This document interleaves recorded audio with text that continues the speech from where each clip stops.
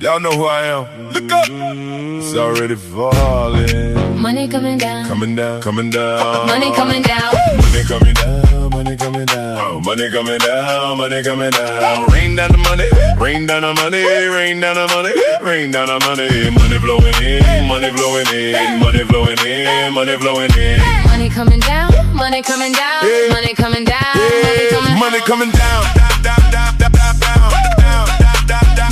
money coming down, coming down, money coming down, flowing in, rain it down, overflow again. I got a mansion in Bel Air, penthouse in Manhattan, villa out in Italy, marble floors dancing, Bentley at the front door, Global 8,000 on the runway, fastest since Concord. I can land by Sunday. Mach .95, 8,000 nautical miles, 4 living spaces, whole cabin got style. I got 9 businesses moving with precision. Banks borrow from me, that's a wealthy decision. Millions feel tiny, billions sound better. I walk through the season and upgrade the weather. Upgrade the weather. Billions sound better. Money coming down. Money coming down. Power in my body, abundance in my name. I speak overflows in the rain, in the rain. Wealth in my spirit, victory in my sound. Look up to the sky, money coming down. Rain in the rain, victory in the sound. Look up to the sky, money coming down. Money coming down.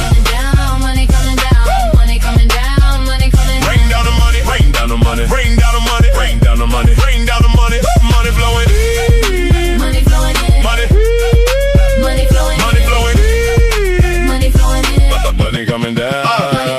Christmas in St. Moritz, snow on the chalet. G-Stab for the silence, Aspen for the valet. Zermatt looking holy, Matterhorn glowing. Jackson Hole roaring, private fireside flowing. Which house should we go to? I got choices on choices. Whole room gets lifted when they hear our voices. One in the sky, one in the snow, one by the water, one where roses grow. I got wealth in motion, I got peace in my chest, I got gold in my spirit, and I still want the best. Choices on choices, roses grow. Money flowing in, overflow. The crown of my life is my 2 baby girls, and my grandson shining brighter than the world. That's why I build, that's why I rise, that's why the blessing keeps falling from the sky. Baby girls, grandson shining, Blessings falling, perfect timing. Money coming down, money coming down, money coming down, money coming down. Rain on my family, rain on my name, rain on my people, rain on my lane. Money flowing, money flowing in, money, money flowing in. let the whole world can have some. Let the blessing begin. Let it rain, Let it rain. Let the blessing begin. I got billions in motion, I got vision in flight, I got rooms full of deals getting signed by the night. I got Billy Keys talking jet fuel dreams, champagne confidence with legacy themes. I got 9 different businesses moving like thunder. When the banks need a blessing, they call my number. I got Bel Air sunlight, Manhattan night, Italy mornings in Alpine white. Power in my body, abundance in my name. I speak overflows and I rain in the rain. Wealth in my spirit, victory in my sound. Look up to the sky, money coming down.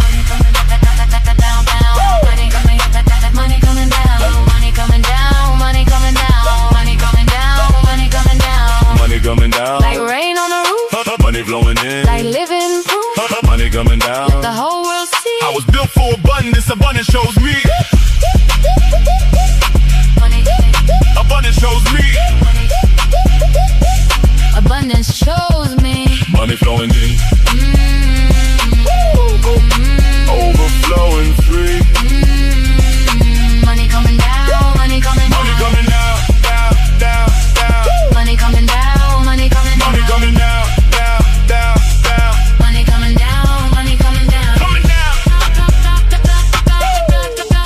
money coming down, To strong women Coming down. everywhere. May we continue to Flowing in. money Cheers coming to that. down. This evening is out. Coming down, flowing in. Rain it down. Blessings begin. Coming down, Flowing down. Overflow. Again, again. Bel Air. Manhattan. Italy, St. Moritz. Bentley. global, 8,000. 9 businesses. billions, 2 baby girls. grandson shining, Whole world rising. money coming down, money coming down, money coming down, money coming down, money coming down, money coming down.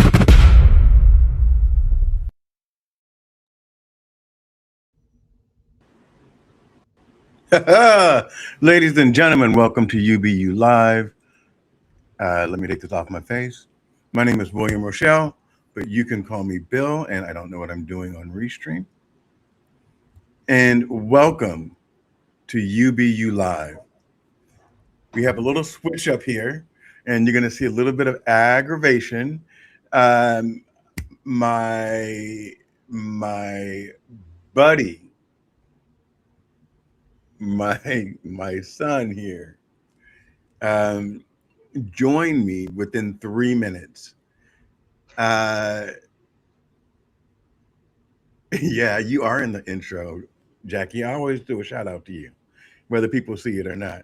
Um, so, G Pop Gabe had a storm pass through South Carolina, and he messaged me about 10 minutes ago and said, "Hey, I've been trying for the last 30 minutes to get my network back up." So I said, "Are you and your family okay?" He said, "Yes." I said, "That's all that matters." And then I called Alex and said, "Hey, what you doing?" And he said, "I'm at home doing nothing." And I said, "Get on." I And didn't say then doing nothing. I just said I was at home. and then he flipped out on me. So you're delayed, Alex. I can't hear your audio. Oh, hold on. Can you hear my audio? It's weird because it's like a Japanese dub movie where I don't see your lips moving, but then I hear your voice, and then I see your lips moving later. That totally fits my personality then. Sort of, sort of. It's still happening. It's like this little delay, and it's very interesting.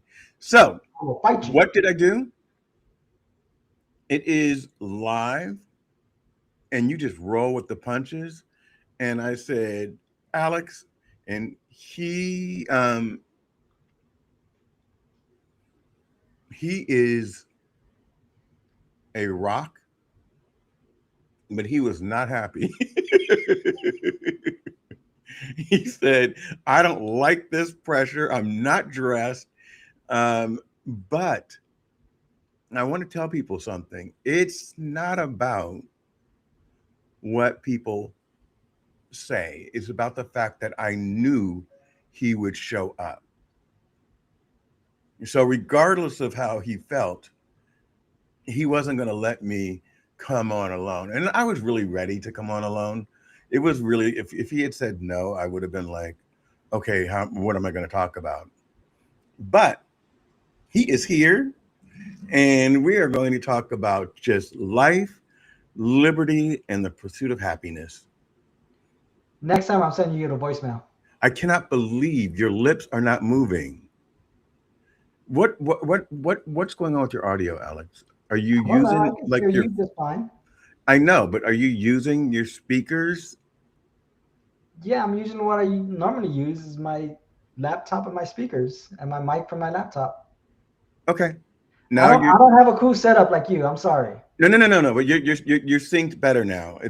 It's working.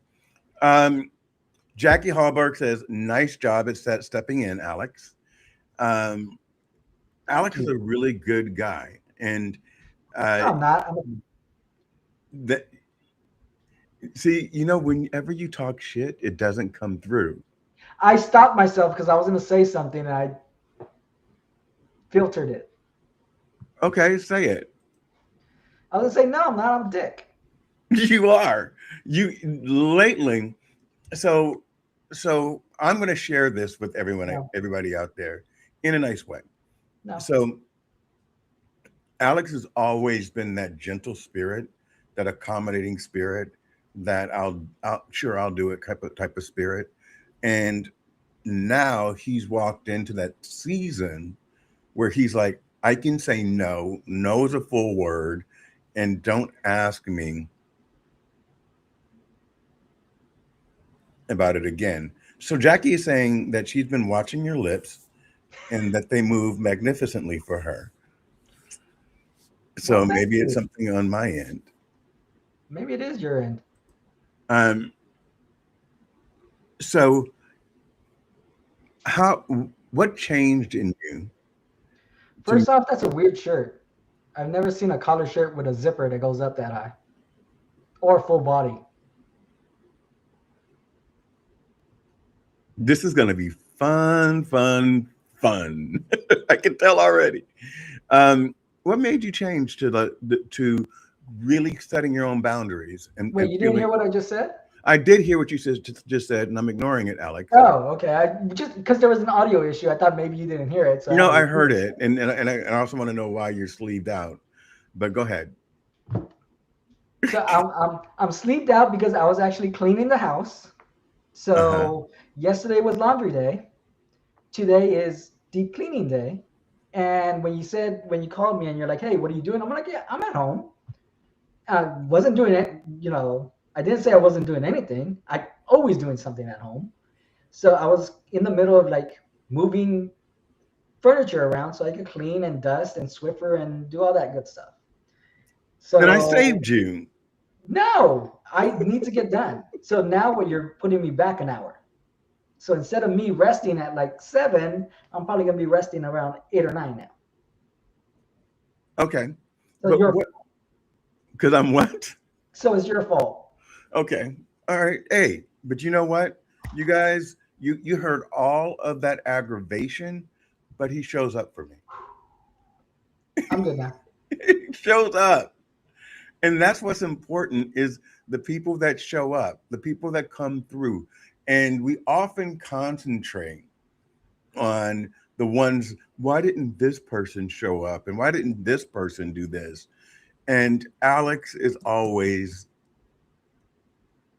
gonna show up. But you have set boundaries. And I really want to talk about that because you were always like the yes part. Not well, hold on. You were never a yes man, meaning in business, you would tell me, no, this is dumb, don't do this.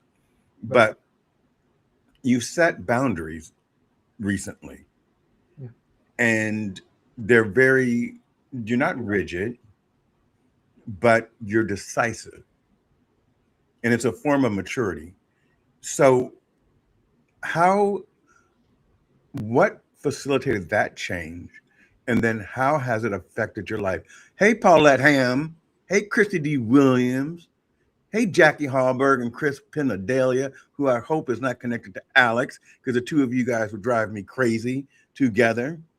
Go ahead, Alex. Everybody connect with me and then we'll do a group chat with Bill and give him a hard time. Yeah, fun. But what facilitated the change? And has it I been a think for positive? me, like you said, I've never been a yes man. Mm-mm. I've never been the one to just agree with something that management says. I've always been vocal. I'll agree, I'll go with whatever decision's made, but before the decision's made, I will voice my opinion if I have one. On like more personal side, I was always the type to sacrifice for others. I like taking care of others. That's just the way I am. However, I never had boundaries. So over the years, people have taken advantage of that. And I always sacrificed myself for others. So I never made time for myself. Now, in the last 2 years, what I've done is set those boundaries and made sure that I make time for myself, my own happiness, and to pursue those happiness goals. Nice. And what have you found? How have the people that expected you to always bend, how have they reacted when you said, I know how I react, but how have they reacted when you set those boundaries? Yeah, you always yell at me. Like don't okay.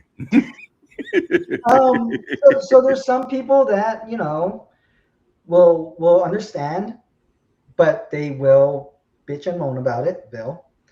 And then there's other people that will not understand, get upset about it, and now those people are not in my life anymore. And after that, I don't have a loss. I mean, I regret that the friendship's not there anymore, but it hasn't impacted my day to day, and it hasn't impacted my pursuit of happiness, of finding who I am these last 2 years. Have you found who you are, or do you feel like you're still in the self discovery phase? I have a good foundation. So I know over the last couple of years what I've sacrificed for others, and I Hmm. found my joy, my passion. And now I'm on a road of discovery, putting myself first, and not being afraid to say, yeah, you could have that opinion or you could think that about me, but I really don't care. So I'm going to move on. So let's Leslie Flowers, my love. This is not G pop. So G pop has he works out every day and is really cut, and he's about 10 years older than Alex. Um, and Alex is fluffy. Hey, I work out every day. I'm G glad she pop, thought I was him. G pop, Leslie is is in South Carolina, and a storm just passed through and it knocked out his internet. And so Alex jumped in 3 minutes before the show started. Leslie wants to know, Alex. I work out all the time. No, that's not what she wants to know. Let's see if it Burger, helps. drink, tequila. Well, you actually do work out. You run daily. Um, there you go. What? Read it. When someone breaks a boundary, do you explain it to them? Why why if they don't know, or do you simply ghost them? No, I would never ghost them because a lot of the people that, would not respect those boundaries are majority of the time their friends or colleagues. So I would never ghost somebody. I would explain to them why I would say no. If they don't respect that, then yeah, at that point I'm gonna be like, okay, well, I'm sorry you feel that way, and I'll still respect you, but I'll move on. You've never once explained to me why you said no. Never once. I just recognized the change and said, okay, he's creating boundaries for himself. But I also understood the backstory. Yeah, I don't think I had to explain myself to you because we're that close. But I still got mad. Of course, because you don't like being told no. The last time I told you no, you threw an ashtray at my head. Hey. That was 20 years ago. And it's in my new book that's coming up that I'm writing right now, which is my biography. I do need to say something because Alex is going to be very, very excited about this. Ladies and gentlemen, I released the Boogeyman series in June. The Boogeyman Volume 1 went to number one in its respective category on Kindle. Then I released my leadership book, titles Fade, Capability, Compounds. That went to number one, number two, and number six on Kindle this week. So I've had two book launches. Both have gone to number one. The volume, actually, Alex, volume one went to number one and number seven. I got to Okay. remember the categories. Volume, my leadership book went to number one, number two, and number six in their categories, and I did a post about it on each category it hit in. But I am a first time independent author. I had written a leadership book, but was not going to release it until after the Boogeyman series. But I'm also a businessman. And I wrote a post about 2 weeks ago, and that post received over 500,000 impressions, over 150,000 views, and my followers grew by 4,000 people. And I said, you know what? If I'm going to release a leadership book, today's the day because people are looking at me. So that's why the leadership book came out before the August 18th launch of volume two of the Boogeyman series. So my goal, because we all got to have goals, Alex, is to Yes. have two number one books in different categories within the month of August. And I think it will happen. I The think so other too. part is that people that have read the Boogeyman series, any Osung gave me one of the biggest compliments. He said that he started reading the book and he thought it was going to go in one direction, but he finished it. And he said, I got to tell you that you're brilliant, Bill. He said, the book ended in such a way that I gave it to my son to read. Now, I'm telling everybody, up in the corner, there's a QR code. You can get volume one right now. You can, you can, you can, you can receive, or you can pre-order volume two right now. Leslie, I'll have any answer that because I just looked and it's number one in. It's actually on my phone.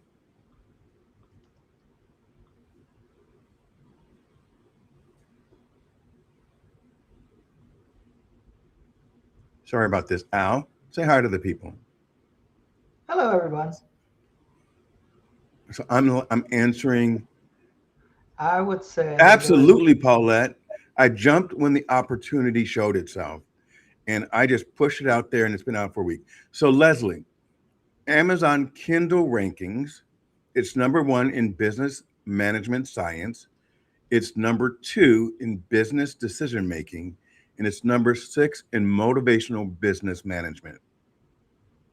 So those are the three categories that it's in. Now, as far as number one and hot new releases, I'm not sure because the book was released August 2nd. And I've just been talking it up a lot before the release of volume two of The Boogeyman. So, yeah, that's where we're at. Joe Perez, Joe, he is always celebrating me, and him and Christy are always putting the links to my books in the chat, so people will never forget how to find me. So, Alex, I'm super excited about that. Oh. what are you getting? What are you getting? Your book? Show us the cover. Yeah. And so this is the guy that Alex probably remembers. That's the young me. This is at my daughter's wedding 4 or 5 years ago. And this is what I think I look like now.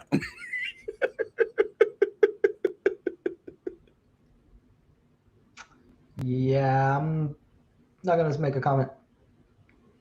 Look at it. I forgot you had hair. I know. Oh, and he left me a review on Amazon last night. Thank you so much. And Any, I want to tell you that I have been talking about what you've said all week because it genuinely lifted me up. I do have the screenshots, Leslie, on the ranking because I went and looked. Hold on. Chris Penadelia has a special night planned, so he's got to run. Good luck with the book, Chris. Do you want to tell us what type of special night you're talking about? Because we all up in your business. Why are you always up in everybody's business? Because Chris is excited to talk about it, just like you are. He has some personal things he's going to take care of. I did screenshot it because I know it doesn't stay. And I took a screenshot so that I would have it when I am. I'm sorry. I screenshot it because I know that that number is always moving. And I needed to capture it while it was there. I want to tell another thing, and I am not kissing Annie's ass. I know it was date night. I knew it, Chris. You didn't have to tell me that. Congratulations, Chris.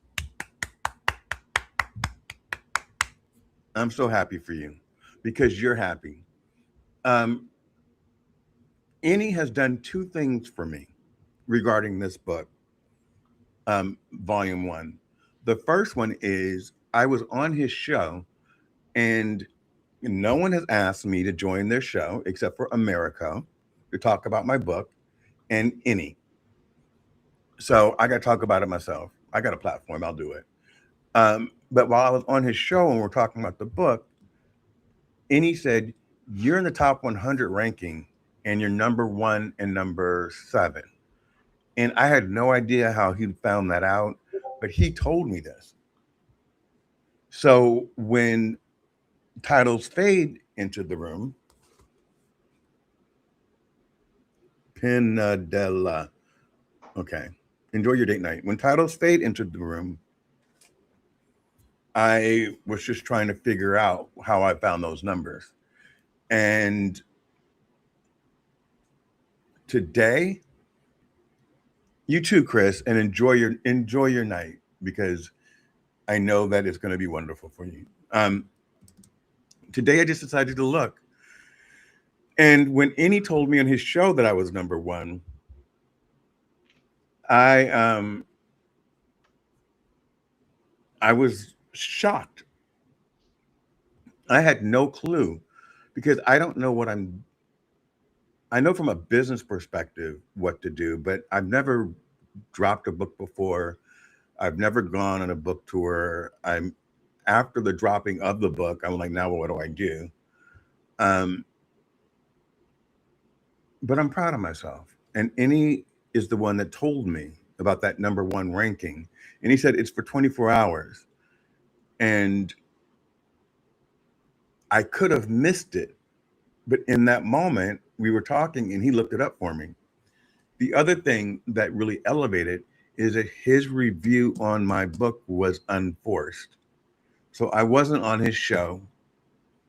He was having another show about collaborations and how they end. And I happened to say hello, and he stopped what he was saying to tell me that he had finished my book and the value of it, and that it's not what you think it is. It's phenomenal. And that also was unsolicited and just warmed my heart. I was just like, because everybody else, I'm like, Alex, go leave me a review. Can you give me a 5 star? And but and he took the time and he finished it. And he didn't just finish it, but he finished it and said the same thing that Christy said. Christy loved the book too, but you got to finish it because when you start it, it starts one way. And when it ends, you're in a whole different world. But Christy said it was absolutely life changing and it made her want to learn more. And when you're writing down your your your thoughts, and the boogeyman was 100% a passion project. It makes you feel good when it resonates with someone other than yourself. And I was afraid because the the topic is one that people here in America don't really want to discuss, but we need to. And it's not about slavery, nobody, everybody. It's about resilience. It's about commitment. It's about the why. Why do people look at certain people and think a certain thing? It's about unity if you really, really read the book, we all started united, every single one of us, and race was created as a point of division. Thank you, Paulette. I didn't expect that either because this really, honestly, this was me and G Pop, and we were going to talk about his life and things that he was doing. And Alex is here because I begged him to, and he also forces me subliminally, like, promote yourself, promote yourself. You need to promote yourself, and so because of that, I am doing it. Alex, have you read the book? It's about time you promote yourself. Have you read the I'm book? waiting for the audiobook. I Um, don't read. I know you don't. And Alex works for book.io, which was one of the, actually it's the only, I believe the only uh, blockchain book service in its industry. Am I correct on that? That is correct. There's been other companies that have tried doing it after we came out, and they couldn't do what we're doing because of our patents, and also they just ended up going out of business because they couldn't end up doing it.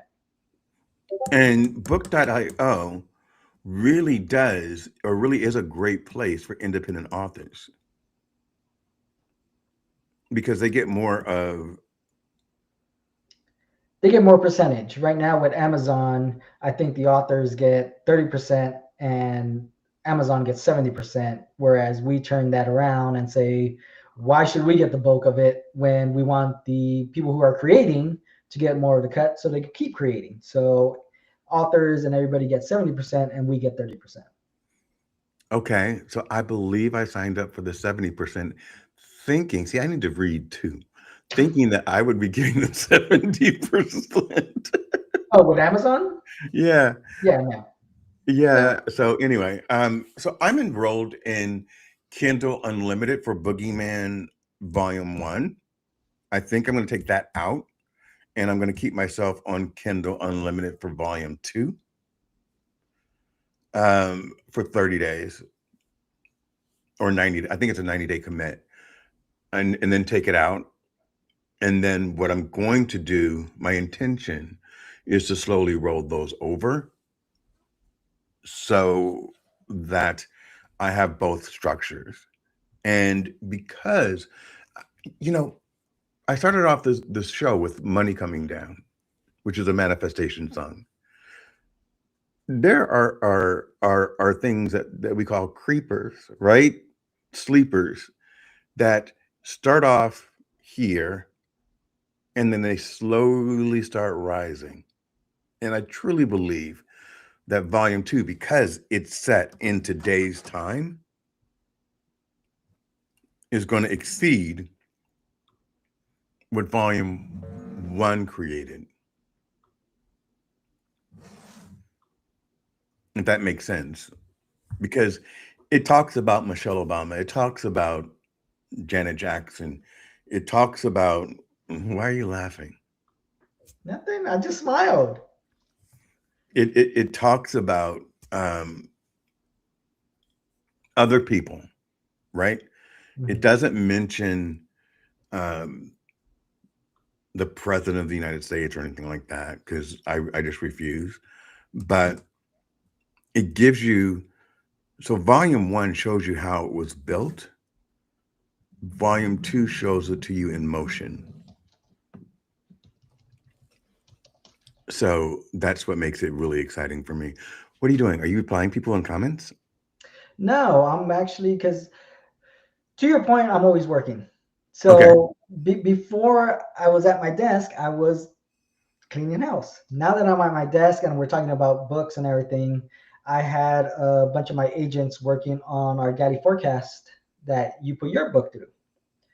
Okay. So I was catching up with my agents because I had them working all last night on where they're at. They just gave me some new updates and I ran my own manual script through it. And there was a couple bugs that I fixed last night that now with this next run of my manuscript, it should catch all my chapters. So wait. You're writing a manuscript yourself, or you just have a test manuscript? I wrote a test manuscript. So I wrote a small, I don't know, novella. Um, just just because I needed to know how the feature works.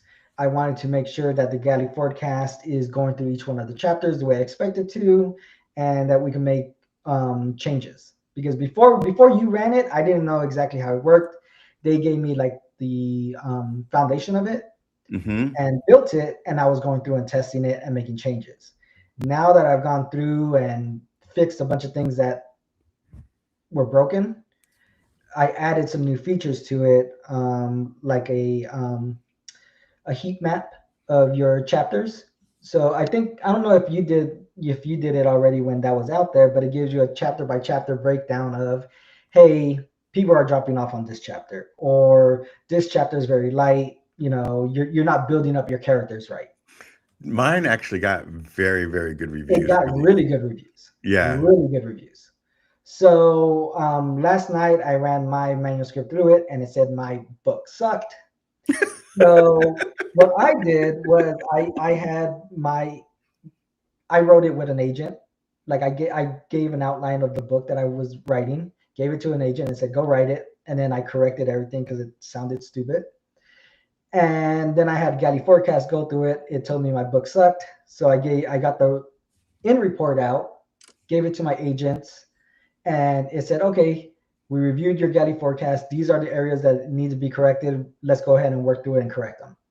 Corrected that, and now my manuscript went from a 25% drop off rate or whatever it was to let me tell you right now. It went from a predictive rating of 2.5 to 4.5.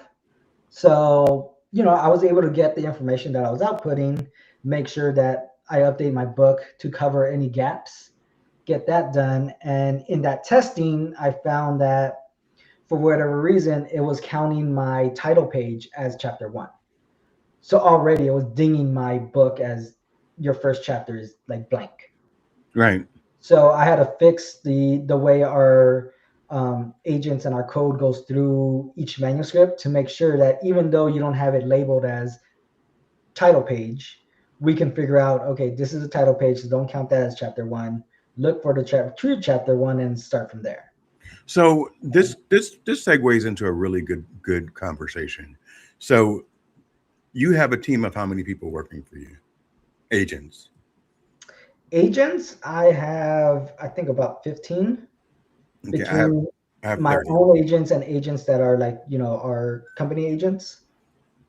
So So I have 30. What How do you describe that to people? Because everyone right now is AI slop and AI this, but you're literally doing the work. You are the mind behind all of the agents. For me,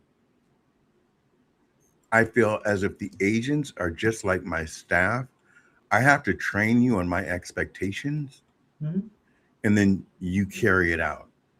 yeah, So without you, those agents are pretty much useless. I wouldn't say they're useless.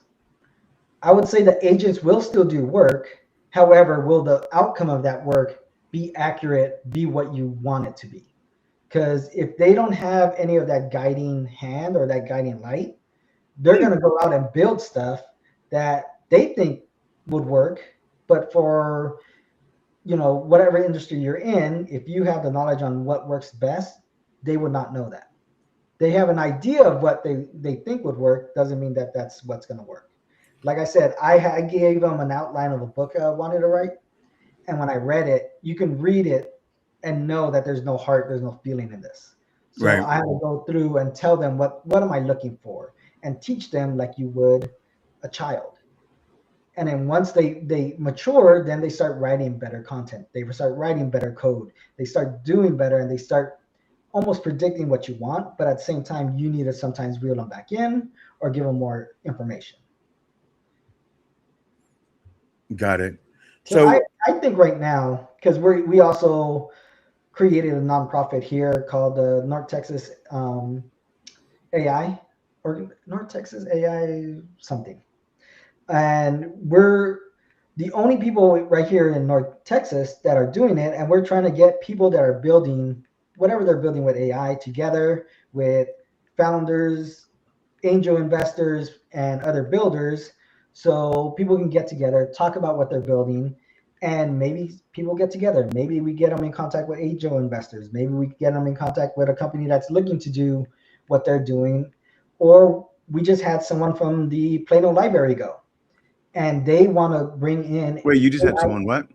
They had someone at our last AI event that was from the Plano Library, so a Okay. local library. And she's like, I know nothing about AI, but I know it's out there. I know people are asking about it. And I would love our library to start giving classes for it, not only to people coming in, but also to our staff, because no one truly knows what it's all about. They just hear all these things like AI is going to take over jobs. AI is going to do this. And yeah, AI might take over jobs. And not might, it will take over some jobs. Yeah, because I'm so tired of people tiptoeing around that. Right.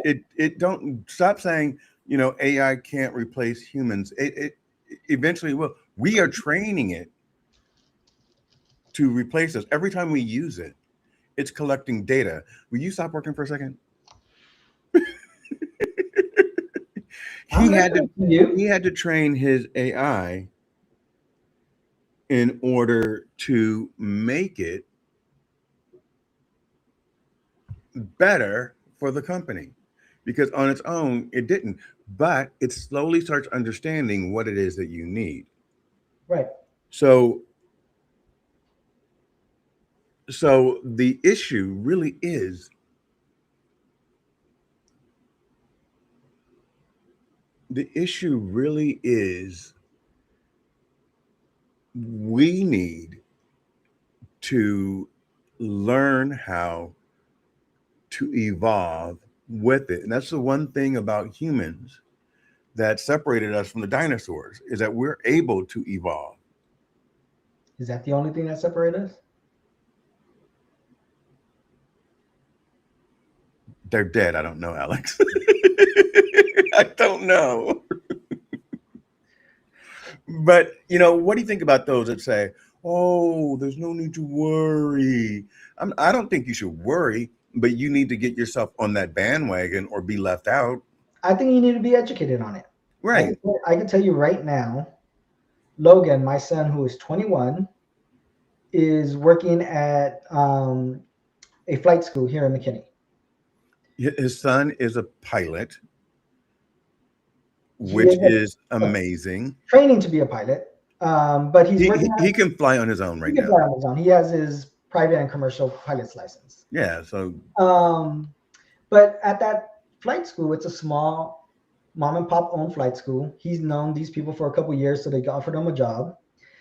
He goes in there, and because a lot of these people are older, they're interested in AI, but they don't know how it works. He went in there and what do created. you consider? What do you consider older? Because he's 21. He's 21. For him, I'm older, but they're even Right. older than that. They're already retired, and this is like their new job, or has been their job for a while. But they're like 60, 70. Okay. Thank you So very even much for older than that. us. So I'm Uh, on my way. I'm we're on not my saying that. way to old. I mean, you are old, but it's okay. You have good genes. But he went in there and created How do them. you know what jeans I'm wearing? You're not wearing any. But he went in there and was able to create a dashboard for them that there's other three other flight schools in McKinney, and everybody loves that dashboard he created. He created that completely from AI. He brought it down to his own box, so all that information is his. It's not training other AIs because he's running it off his local computer.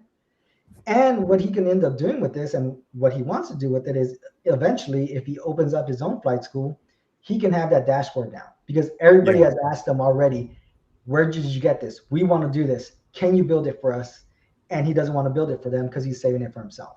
So stop for a second. Stop for a second. So does Brian know he built this? I don't know if Brian knows he built this. Because But Brian was one yeah, of I know he the. worked for I think he's right, so he was hired on, but Brian. Brian always gets founder shares of everything he does. right, yeah, So the reason why I asked is Brian knows because there's a company called For Flight and FORE Flight, and it is basically the number one flight app out there, yeah. or All the was. airlines use it. Everybody uses it. And um, everyone always asks me, what lane are you going to be in? But because we are builders, our lane always shifts. So Brian is a CFO, but he knew nothing about flight. You are a huge part of of a company called Bookshout that is funded. Book.io. Bookshop was a company I'm sorry, 4 or 5 Book.io, companies ago.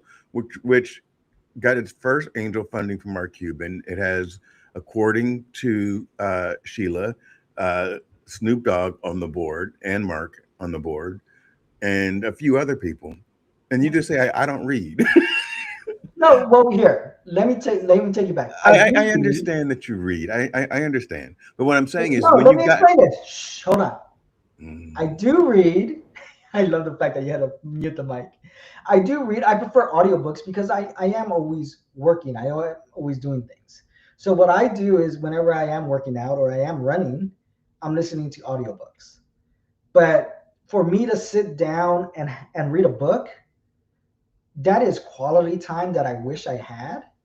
That sadly I don't have at the moment. The only time that I've in this year that I've been able to sit down and read a book is when I've gone to my parents' house and this last summer and I just had the time because my son was with them, my parents were asleep and I was able to just sit down and read and I wanted to unplug for a while. why did you say you were glad that the 10 days was over? 10 days? Me? How long were you there? Oh, I was there like 10 days. Why I was glad that it was over is because I would have my own bed. I didn't have a bed there. I let Remy have the guest room and I was sleeping on the couch. And my parents are older and they do not like it cold.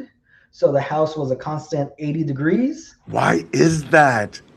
My- and all they have was leather couches. So you So were that means I sweating? just up to those couches. So a lot of the times I just slept on the floor with the dog, like on the Okay. tile. I was like laid out on the tile. Okay. So it wasn't because like being a grown man and being back at your parents' house for 10 No, it, days it was was just way too long. no, it was that and the fact that California is so expensive. I could never see myself moving back there. It was traffic was crazy. I don't know how my family and my sister make it there. Because they haven't Um, left. I had the same conversation with my ex-wife. well, now that my sister, I've been sharing, places that I go here, like to go out for a drink and go out to go get food. I'm like, I went out the other weekend and had like, between me and my friend, we had maybe about 4 old fashions. We had 2 orders of fries, and it was under $100. And Right. she was like, that wouldn't even fly for like 2 drinks and one of those fries.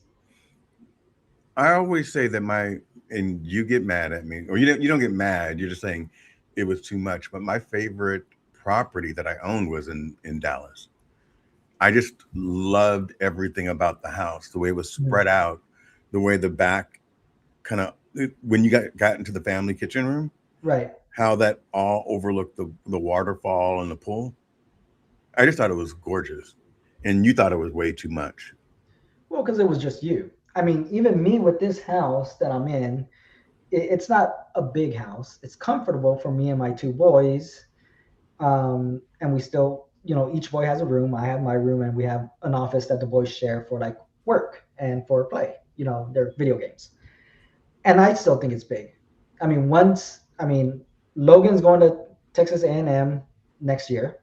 Remy's graduating and maybe going to Rice after next summer. Rice is a So good school. it's a really good school, really Is it? expensive school. Is it? Is it Ivy League? It's a private school, Ivy League. Okay. And the cool thing is next year they're giving away free tuition to anybody that makes under, which is crazy to me, under 200K. Which I was like, so the 200K is not that much anymore, you know. No, I, I, But I was telling someone the other day that's middle class. It's right, 200K. but great for me making under 100K is next year when my son wants to go to Rice, I might not have to pay for it. So He's so a so student, so I, so wa- I, wa- I want you to correct that for a second because you're at the moment you may be, but you because of the times no, I and know that. I'm because I'm not I'm hold not on, ho- discounting it or no no no anything. no no no no. I'm I'm just putting your grateful and value. thankful for everything I have. Would you please stop for a second? Nope. I'm just We have setting that the scene. conversation all the time, and as people are I'm listening. setting the scene. So during times like this, and this happened with GodTube, the executive team are usually asked to reduce their salaries while the company gets a longer runway. So you've been making more than that traditionally. Traditionally, yes. Yeah, I'm just saying. Yeah, So like if someone were to ask how much you cost, you would cost more than what you just said. You're doing that specifically for this company because you have a vested interest in this company. correct. I mean, this company was started by the two co-founders, myself and another developer. So yes, I have a vested interest. And when they said, we need to make pay cuts so we can make our runway last, then you do that. Yeah, Thankfully, I've been able to do that. It's been hard, but also at eighty the thousand is same not time, bad, honestly. huh? Because I said 80,000 is not bad. I mean, I I would didn't say take that it. much. Okay, whatever. I'm just saying, in this economy, even when we did take that pay cut, they knew, I have my boys to take care of and everything. They're like, if you go and find another job, go work it, and you can work our job too, so you can like do both, you know. And I looked, and I probably had like 3 or 4 interviews, and nothing came out of them.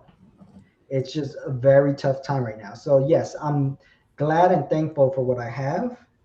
And I thank God for that opportunity to be able to maintain and take care of my boys There because you those go. are what I cherish most. My You're two you're boys, my you're three you boys and my grandkids. you are selfless, and you always have been.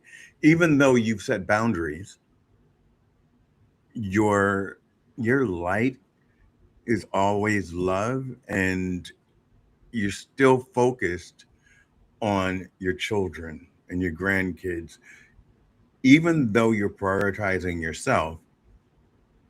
And you and I have gotten to that argument too. Stop calling them kids. They're grown. They are Uh, grown, but they're still my kids. They're always I going know. to be my kids. I understand. We're not going to get into that argument in public. But ladies and gentlemen, we're going to take a brief break, 45 seconds, so you guys can watch this, Oh, because we're not done? Alex will kill me if I don't do it. When they go low, we go high. But how long are we expected to keep rising while the system keeps digging deeper? The Bogeyman Was Built begins where silence Bogeyman. ends. Volume 2 reveals the playbook, the language, the laws, and the systems hiding in plain sight. Readers are calling it powerful, necessary, and unforgettable. Pre-order your copy now. Start with Volume 1 today. Volume 2 arrives August 18th. Volume 3 completes the journey this September. This is more than a book. It is truth, courage, and a movement waiting for you. Woohoo!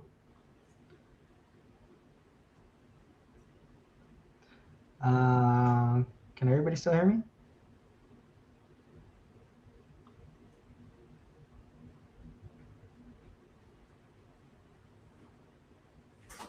Hello?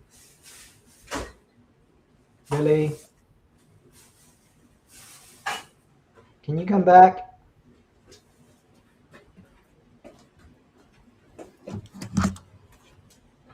You're taking too long. What's going on? Who, me? Yes. Oh, how long was it over? Like 30 seconds? Oh, I didn't know that. So Joe wants to know,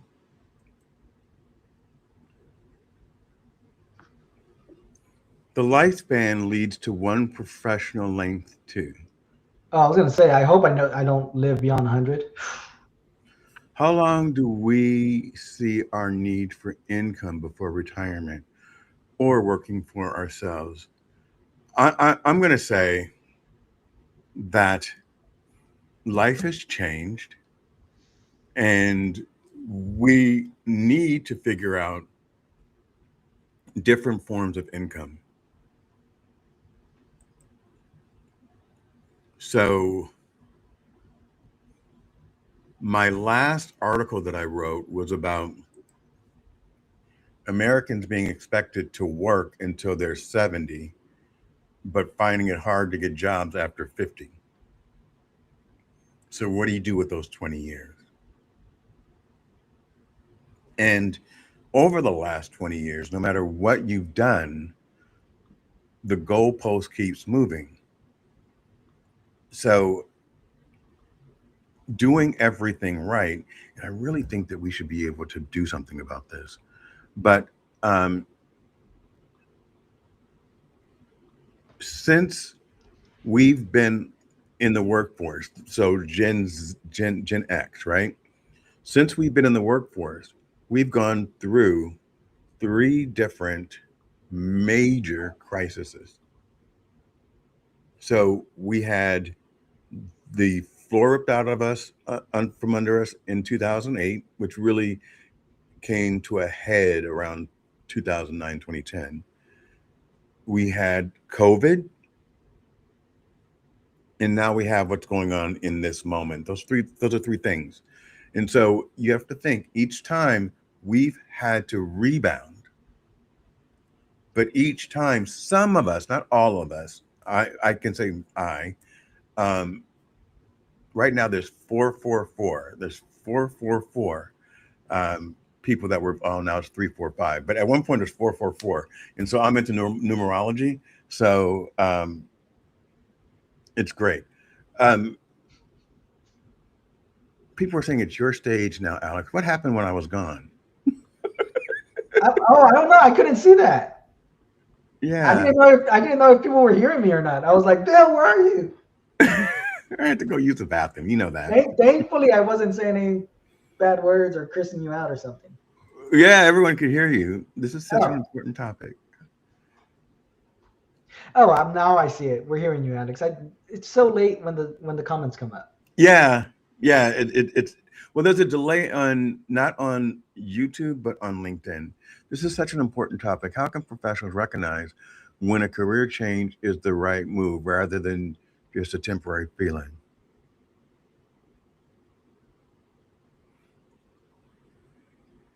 Alex? Well, I always try to reinvent myself, and I'm always trying to learn. So when I started, I was in customer service. Actually, before that, I was a driver and I was stocking the soda machines at our startup, the first internet dating startup that we had. And I've always been one to want to learn. So I learned how to be a customer service rep, learned how to take their phone calls, learned how to scan, learned how to like use Photoshop to like automate some of the scanning and cropping of photos that our members would, send in.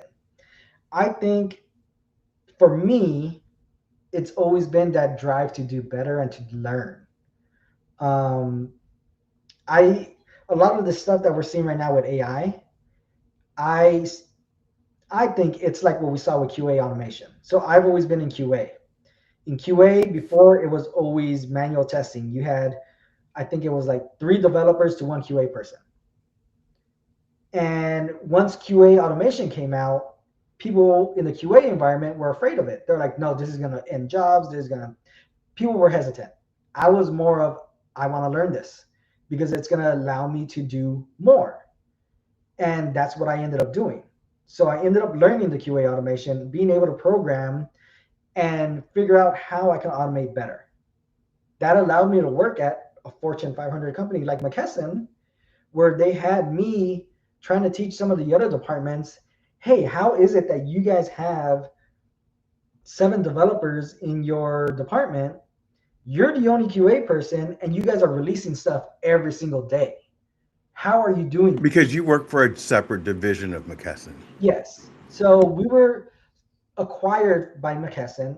Sadly, I joined the team after they were acquired, so I didn't get any of that payout. But still, we ran like a startup. So I was a lot of Inside a times, multi-billion-dollar right. business. So a It lot of was times I it was was its it showing was its them, it was its own entity. right. So a lot of times I was showing them how a QA person can also be your release manager. How can we start adding feature flagging so developers' codes can go out to production right away, but it's not actually turned on. So now instead of having a deployment once a month where everybody has to be online after hours, so that's overtime, that's all this cost that you're spending. Now it's just me flicking a flag, turning all these things on, and we don't have to have those people on anymore because we've already tested all this stuff live. It's just been turned off to everybody else except for people who had those roles. So one of the things that I know that we did very, very, very well, and evolution people. So he's evolved, right? But we knew exactly when our highest peak times were and made a conscious decision to roll out any major deployments at 2 a.m. on a Tuesday. And what that meant 10 years ago was that I was sleeping in my office. The entire QA team would be in the office at 1:30 a.m. and we would be testing out the product, the revised product, um, and giving it back to the developers. So there were days where we were up like almost 20 hours straight. Do you remember that? I do. And that was one of the reasons why at McKesson I introduced the feature flagging because we didn't have to do that anymore. Now we could release stuff to production without any users being impacted, but we were able to test it. So we didn't have late nights like that. We didn't have any need to be there all night to pay overtime or any of that. So now we save the time.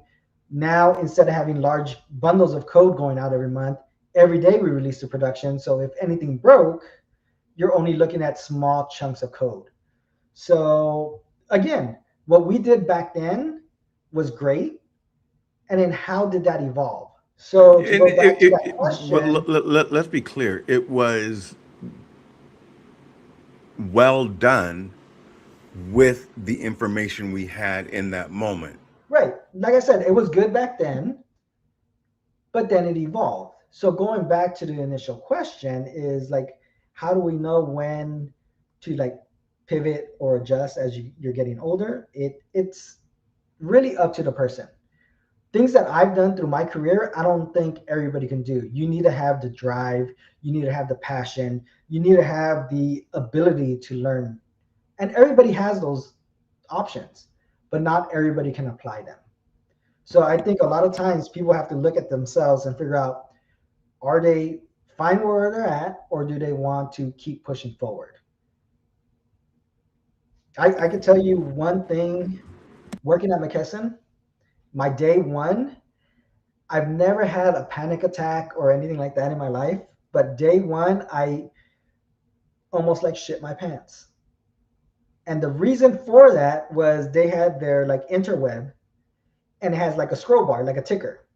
And it was like, congratulations, John just celebrating 30 years here. Congratulations, someone celebrating 25 years here. And I'm like having a heart attack. Like the longest I've been at a company was 7 years.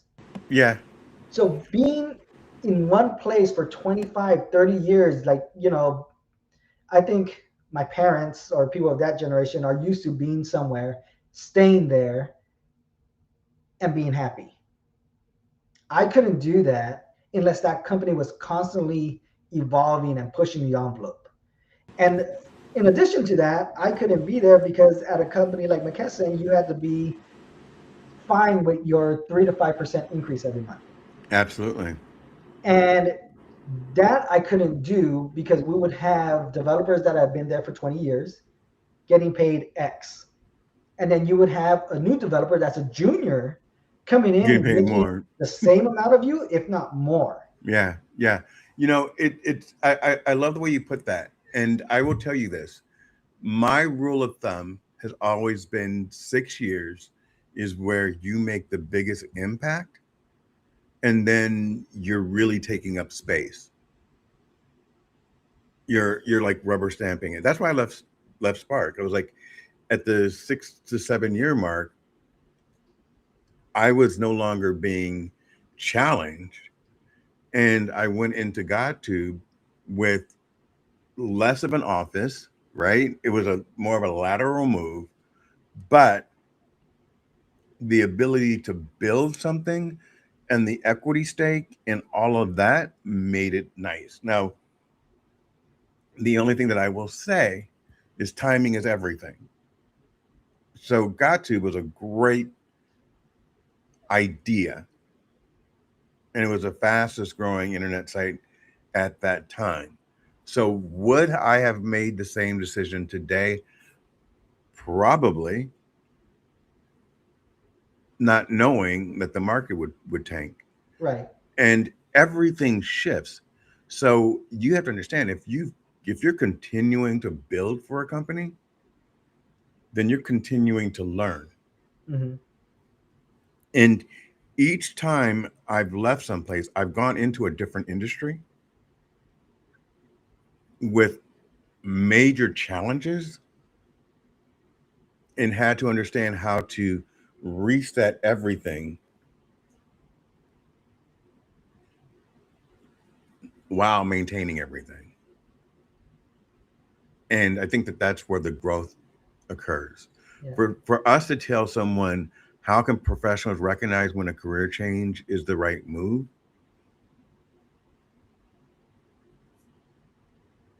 I think that has to be that's literally based on your internal compass. Mhm. What I will say is after a specific age, you can do more because you have such a breadth of experience behind you, and it takes me a lot. Do you find this, that it takes you a lot less to get something accomplished when you walk into a new role than it did 10 years ago because of the experience, even if it's different companies, Mhm. because of your I think it's like the experience? whole thing. Your life experiences mold what your decision making. Yeah. You So make smarter choices. You're still going to make mistakes, and you'll learn from those. absolutely. So I I think can't Paul tell had a good someone comment. I can't tell someone what to do, but I will say this: you have to recognize whether or not you're stagnant. And I've told every single one of my employees that I will support them in any way I can within the business or outside of the business, because my goal is for their growth. And anytime you're no longer growing, anytime you're no longer learning, that's the time I would suggest to start increasing your skill set and looking for an opportunity that's challenging. We are at the 1 hour and 8 minute mark, and Alex needs to clean his house before 8 o'clock. And he had it scheduled before 7. So, Alex, first, I want to thank everybody for staying this long. This this episode did not was not planned, but I still think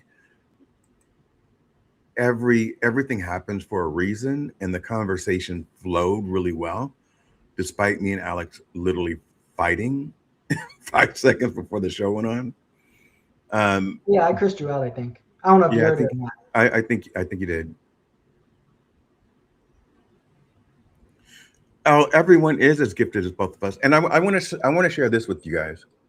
So while Alex is teaching people what to do, I am. you were talking about Ed McKesson and everything. While Oh, Alex is teaching and training people on what to do, And even with me, you know, Peter was a Harvard graduate with the MBA from Columbia that would come to me for advice. And neither one of us have an Ivy League education. And I really do believe that greatness is inside of you, Paulette. Um, I think that there's someone that needs to speak into your life that says you are better or greater than what you see in front of you, and move from there. Felipe says Alex has great insight because Felipe can never say anything nice about me. So did you see Paulette's comment? Thanks, Felipe. What was Paulette's comment? Hold on, sorry. Oh, it's on on the screen. I have to scroll back up. It's on the screen. Oh, sorry.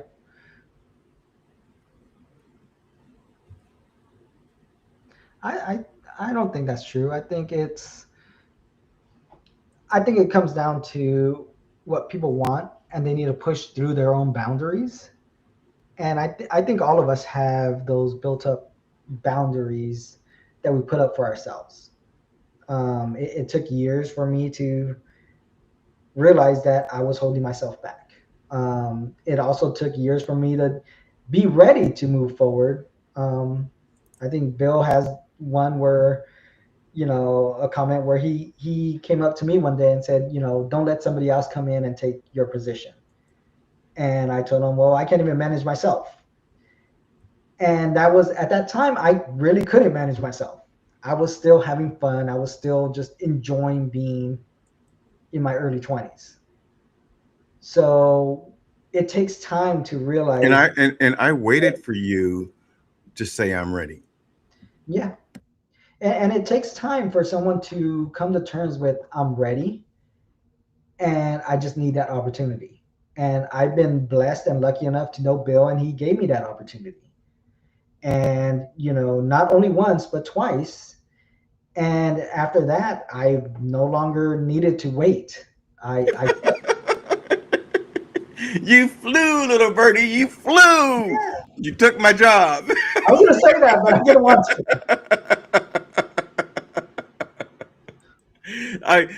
There is one takeaway. So I am very self. I'm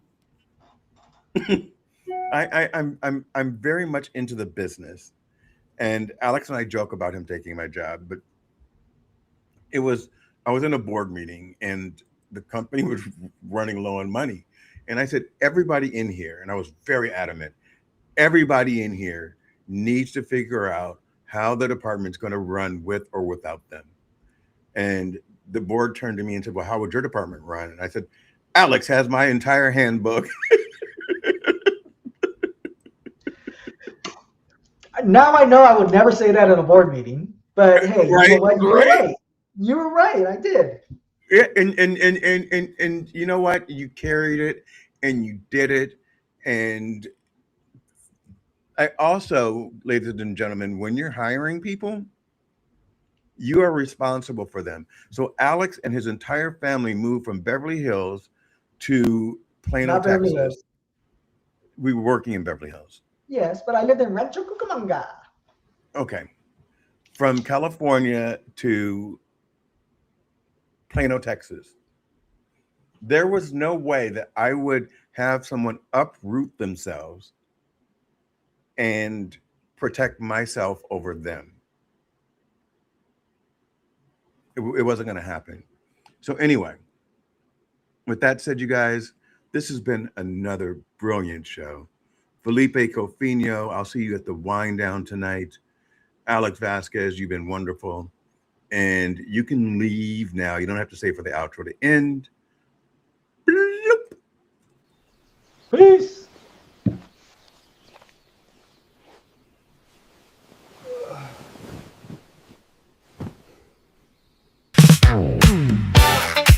Turn the lights up. Let the mirror balls spin.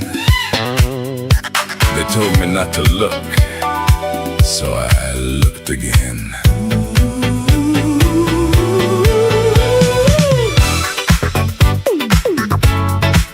Turn the lights up. Turn the lights up. Let the mirror ball spin. They told me not to look, so I looked again. He came in smooth with a velvet grin, wearing borrowed power like a second skin.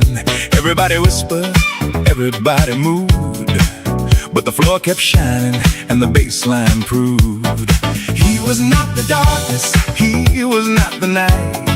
He was just a shadow running from the light. I saw him in the corner trying to play it cool, but fear looks funny when it breaks its own rule. He said, don't dance. I said, too late. He said, stay scared. I said, checkmate. He said, I own you. I said, not me. Then the whole room turned and we started to see mirror ball boogeyman spinning in the light. Mirror ball boogeyman, you don't own tonight. You were tall in the dark, but small on the floor. Mirror ball boogeyman, we don't run no more. Boogeyman under the lights. Boogeyman, not tonight.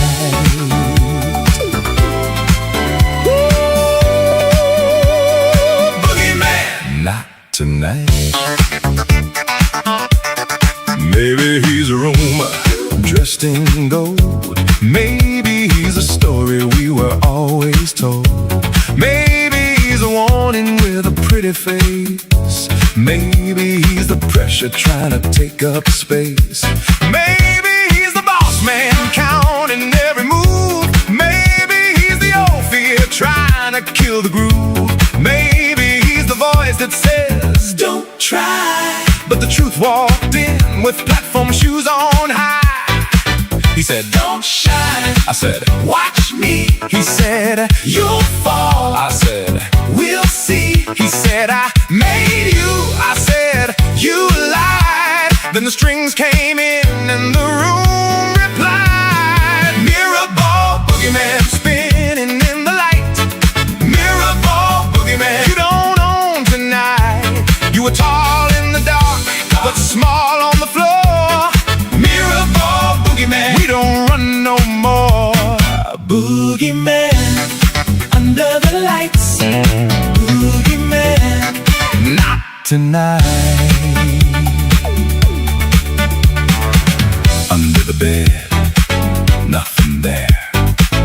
Inside the closet, empty air.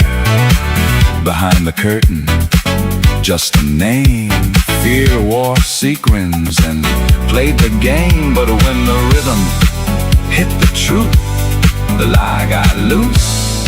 The lie got loose. Who made him big? We did, we did. Who made him loud? Who turned the light? We did, we did. Who owns tonight? We do, we do. Mirror ball boogeyman spinning in the light. Mirror ball boogeyman, you don't own tonight. You were tall in the dark, but small on the floor. Mirror ball boogeyman, we don't run no more. Mirror ball boogeyman, take your final bow. Mirror ball boogeyman, we can see you now. Boogeyman under the lights. Boogeyman, not tonight. Shine on the fear, shine on the light. Shine on the shadow till the shadow runs dry. Move with the truth, step with the plan. Dance right past the boogeyman. Mirror ball, boogeyman falls when the people stand tall. Mirror ball, we saw the strings. Now he don't scare us at all.